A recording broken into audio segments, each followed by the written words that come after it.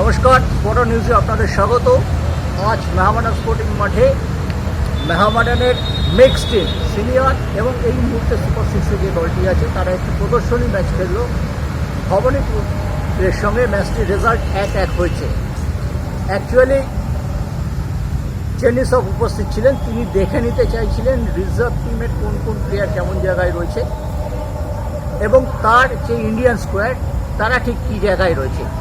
কিন্তু এখান থেকে বেরোনোর সময় যে খবরটা পাওয়া গেল তাতে মেহমাডান স্পোর্টিংয়ের নির্ভরযোগ্য বিদেশি কাদেরি মিডফিল্ডার অত্যন্ত সুনামের সাথে তিনি খেলে এসেছেন, চমৎকার বায়োডাটা।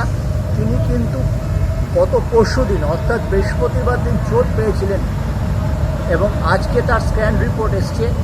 কাদেরিকে সম্ভবত কোনো ম্যাচেই মেহমাডান স্পোর্টিং চলতি মরশুমে পাবে না, তাকে হয়তো অপারেশন করতে হবে। আইএসএলে খেলতে নেওয়ার আগে কাদেরির এই চোট কিন্তু মেহমাডান স্পোর্টিংয়ের কাছে একটা বড় ধাক্কা। আমরা এখান থেকে যা মেহমাডান স্পোর্টিং তাবু থেকে যা খবর পেলাম তাতে কাদেরির পক্ষে আর খেলা সম্ভব হচ্ছে না এই মরশুমে, তাকে ফিরে যেতে হচ্ছে কোনো ম্যাচ না খেলে। Mohammedan sporting team management, Bunker Hill এবং সাচি গ্রুপ মেহমাডানের কর্মকর্তাদের সঙ্গে কথাবার্তা বলে ঠিক করছেন কাদেরির বিকল্প কে হবে সেটা।